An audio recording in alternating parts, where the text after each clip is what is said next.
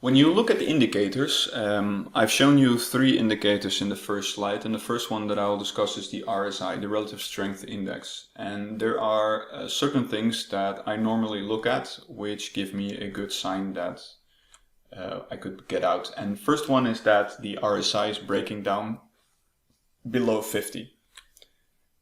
This is again the chart of 0x, and when I look at the RSI, then I generally take into account that when one of the first things I do when I take RSI is I draw a line on the 50 scale, and I take into account that the RSI being above 50 shows me a confirmation of bullish momentum. And when I have, let's say, confirmed or strong moves below the 50, it indicates a bearish momentum for me. And looking at the same run-up December-January, you can see that overall price here is moving above the 50 with a few touches below, even with a, let's say, confirmed breakdown, but afterwards a break of the 50 and then moving up again in the overbought regions. Overall, you can see that there were two dips on the 4-hour time frame, but then generally the RSI is moving above the 50, which indicates for me a bullish momentum. Then you can see that on this decrease in price, I see that I have, let's say, stronger moves below the 50 mark of RSI, which already indicates for me that there is some slacking momentum. And especially when you take into account that hitting these highs, or at least this resistance zone again on a relatively low RSI, is already an indicator for me that volume is slacking. And then of course that's kind of a last peak on low volume again, and this is the point where you will find that RSI is showing confirmed bearish momentum. What I generally do is I verify and validate. So in general, I use the weekly and the daily as my base chart, and I use lower time frames to fine-tune my strategy. The question is, of course, how do I know whether or not this is actually solid bearish momentum? And to do that, I use, of course, as mentioned before, different time frames. So once I start seeing these kinds of drops below the 50, which are not that strong, but especially when you move to this one, I also start, of course, chart on the daily chart.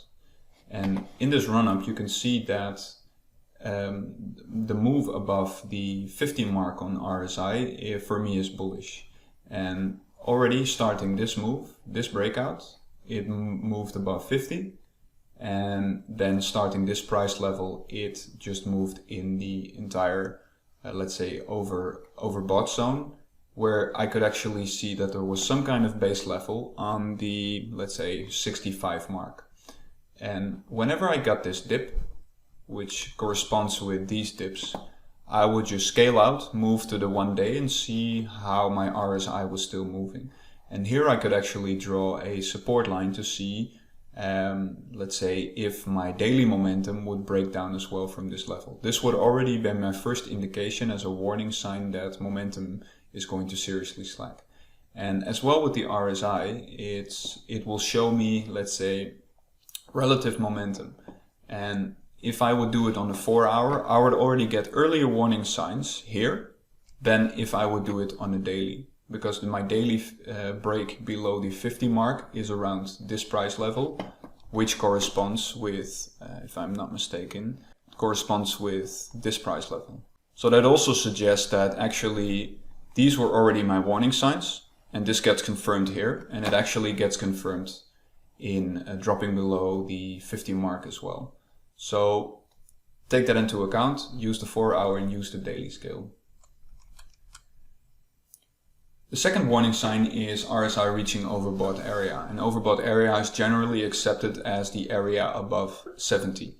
So taking into account the same chart, I already see some overbought price action here, here, and here as well.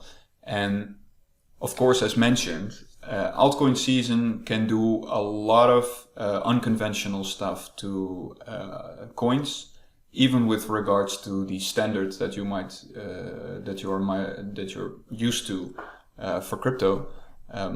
But this is already a good indication. So this is a nice, let's say, volume breakout, and you can see significantly higher prices with RSI reaching more or less the same levels. And when you look at especially these prices and the swing highs that you have here, is that the more they occur on in your overbought area, the more likely it is you will see a reversal.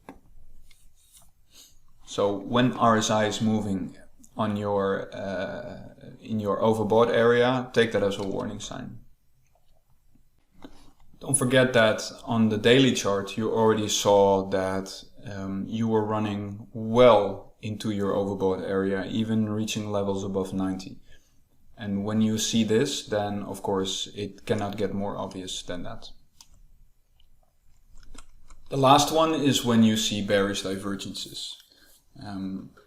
And you of course have different classes or different levels of divergences, and you can actually apply all three of them with increased let's say level of warning to already address or identify a possible reversal.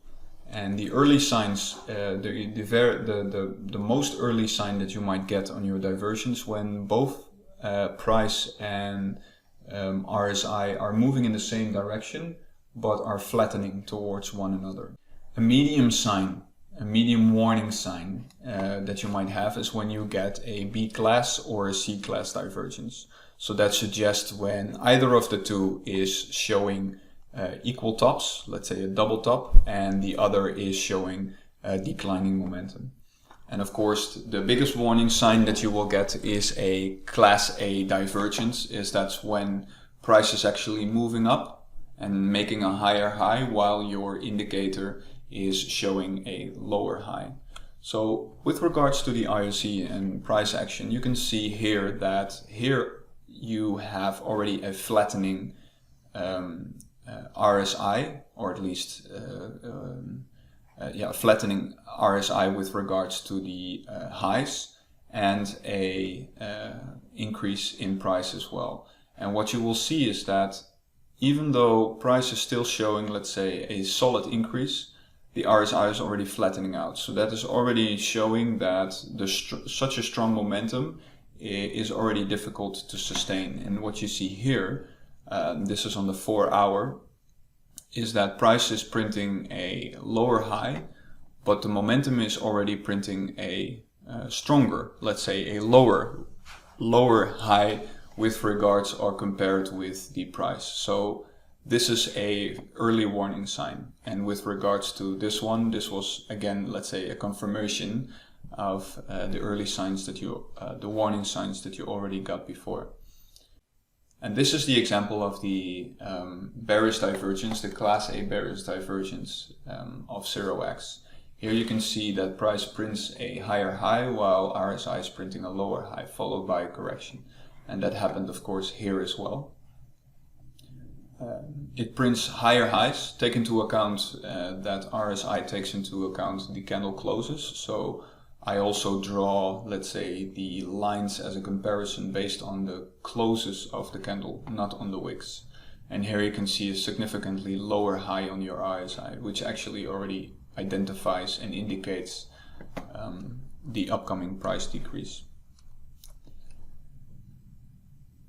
Looking at the daily, it's actually giving more solid signs than on your 4 hour. So take into account that when you see a bearish divergence on the 1 daily, which is a higher time frame, it will be more reliable and more likely that a bearish divergence will play out, and that the effect of such a divergence is more likely to be stronger as well, or in comparison with lower time frames. So here you already see, let's say, a slacking RSI relative to the price, and here you have price increases, steep one here and then still a increase here, while RSI is showing already a solid decrease. And this is, of course, is your ultimate bearish divergence to know that most likely this will be the top for now, based on this divergence. And then, of course, price action is obvious. If you paid attention well, then of course here you can see actually a class A bearish divergence followed actually not by a decrease but by an enormous pump of price. And this also has to do with the fact that this could be explained by just being crypto, could explain by FOMO, maybe some event. But this is also very important to take into account, that when you have alt season, things like this can happen, that you actually see bearish divergences, but for one, sometimes more explainable reason than the other, prices do have the opportunity, the smaller opportunity, to still show a significant increase in price. And this is also the reason why, or at least the suggestion that it is worthwhile to consider not selling your entire position. Because if you would have sold your entire position on this bearish divergence, which would be reasonable, right? Because you already have significant increases, one warning sign on your 4 hours, second warning sign, and this is already showing on the on the daily as well. If you would have sold your entire position, then you would miss out on this move as well. So it's interesting to keep what they call a moon bag for such unexpected, let's say, events based on technical analysis. On the one daily, you can see the same type of divergences going on, and you can actually see the same move here as well with the following breakout. So based on bearish divergences, this could be a good sell, but again, it cannot harm to leave a small portion of your position left to join such pumps.